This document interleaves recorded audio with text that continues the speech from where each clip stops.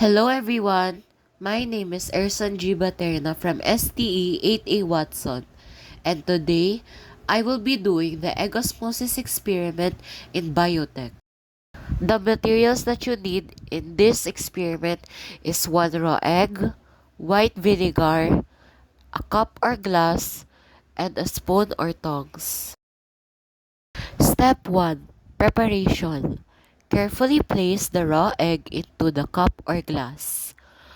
Pour enough white vinegar into the cup to completely submerge the egg.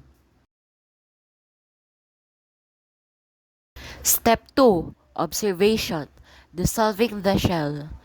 Over the next 24 to 48 hours, the vinegar will react with the calcium carbonate in the eggshell, dissolving it.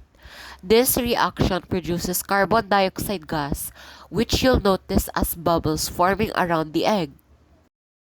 After 24 to 48 hours, carefully remove the egg from the vinegar using a spoon or tongs and gently rinse it with water.